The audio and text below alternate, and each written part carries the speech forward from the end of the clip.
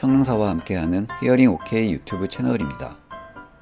개인적인 생각으로 보청기가 처음 개발된 후 큰 이슈가 있었다면 1990년대에 보청기 신호 처리 방식이 아날로그에서 디지털로 변한 것과 2000년대 초반 보청기 유형 중 오픈형 보청기가 개발된 것, 이 두 가지가 아닐까 싶은데요.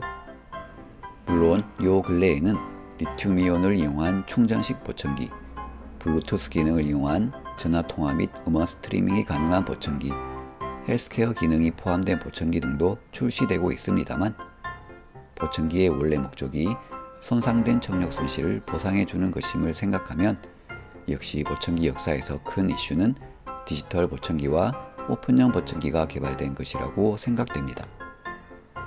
오픈형 보청기에 대한 내용은 위의 링크를 참고하시고 이번 시간에는 아날로그 보청기와 디지털 보청기에 대해서 간단히 알아볼까 합니다.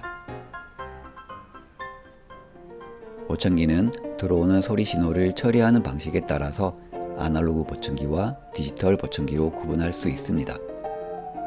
아날로그 보청기는 입력 신호의 변환 과정 없이 그대로 증폭하여 리시버로 전달하는 방식이며, 디지털 보청기는 입력된 아날로그 신호를 이진수인 0 또는 1의 숫자로 변환하여 처리한 다음 다시 아날로그 신호로 환원하여 리시버로 전달하는 방식인데요.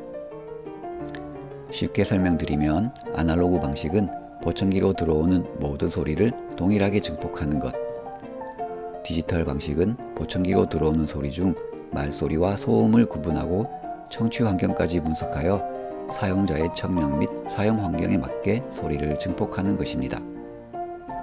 즉, 아날로그 보청기는 보청기로 들어오는 소리를 증폭하는 과정에서 소음과 말소리 주파수를 구분하지 못하는 고유의 한계가 있는 반면에, 디지털 보청기의 경우는 주파수별로 소리 신호를 선택적으로 증폭함에 따라 보다 편안한 청취가 가능한 것인데요.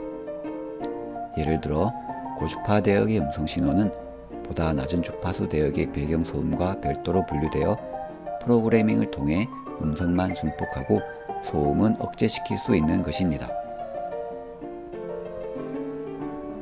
아날로그 보청기와 비교해서 디지털 보청기의 장점에 대해서 조금 더 설명드리면, 우선 소형화된 컴퓨터 기술로 인해 디지털 보청기의 경우 일부 모델은 착용 시 거의 보이지 않을 정도로 보청기 자체의 크기 역시 소형화되었는데요. 따라서 보청기의 크기는 작아도 많은 기능이 탑재될 수 있으며 보청기의 외형의 디자인도 다양하게 제작될 수 있습니다. 또한 디지털 보청기의 경우 착용자의 청력 환경에 맞도록 정밀한 조절이 가능합니다. 난청이 있는 분들은 각 개인마다 다양한 주파수 영역에서 각기 다른 데시벨 수준의 소리를 듣는데요. 디지털 보청기를 사용하면 보청기 적합 과정을 통해 개인의 청력 손실 특성에 따라 정밀한 조절이 가능합니다. 뿐만 아니라 다양한 청취 환경에 따라 사운드를 다르게 처리하도록 프로그래밍 할 수도 있는데요. 각각의 청취 환경에 따른 주파수별 강도 변경은 물론 소음 관리 기능 및 방향성 마이크로폰 기능 등을 통해 조용한 환경, 소음 속 어음 환경, 차 안에서의 대화 환경, 소음 환경, 반향음 환경 등 다양한 상황에서 더욱 편안한 청취감을 느낄 수 있습니다. 이와 같은 장점들로 인해 난청이 있는 분들의 대부분은 디지털 보청기를 선호하지만, 예전부터 아날로그 보청기를 착용해오던 분들 중에는 디지털 방식의 소리 증폭이 익숙하지 않아 적응을 못하는 경우도 있습니다.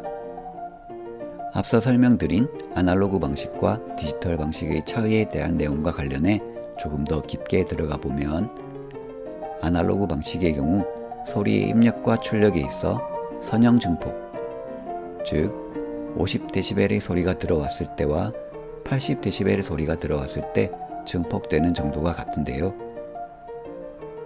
반면에 디지털 방식의 경우는 비선형 증폭, 즉 50dB의 소리가 들어왔을 때와 80dB의 소리가 들어왔을 때 증폭되는 정도가 다르게 됩니다.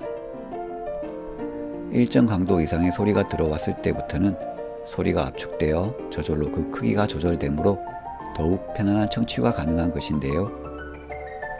하지만 아날로그 보청기를 오랜 기간 착용하신 분들에겐 디지털 방식의 압축된 소리가 작고 답답하다고 느끼거나 왜곡된 소리로 들릴 수도 있습니다. 여기까지 아날로그 보청기와 디지털 보청기의 차이는 무엇인지, 아날로그 보청기와 비교했을 때 디지털 보청기의 장점은 무엇인지 간단히 살펴봤는데요. 물론 가격이나 내구성 측면에서는 디지털 보청기보다 아날로그 보청기가 더 저렴하고 튼튼한 면도 있지만 소리 청취에 있어 대부분의 사람들에게는 디지털 방식의 소리 증폭이 적합합니다. 따라서 현재 아날로그 보청기는 제조 자체가 이루어지지 않고 있다고 보시면 되는데요. 그렇다면 앞서 잠깐 언급했던 것처럼 아날로그 보청기를 오랜 기간 사용하셔서 디지털 방식의 소리 증폭에 적응을 못하는 분의 경우는 어떻게 할까요? 일단 보청기의 일부 모델에는 아날로그 방식의 증폭과 디지털 방식의 증폭을 선택해서 청취할 수 있는 보청기가 있는데요. 이 같은 모델의 경우도 더 이상 제조는 하지 않는 것으로 알고 있지만 센터에 따라 보청기 재고는 있을 수도 있습니다. 또한 디지털 보청기를 사용하더라도 보청기 적합시 증폭 방식을 아날로그 방식과 유사하게 프로그래밍해서 소리의 압축 없이 사용하는 방법이 있는데요.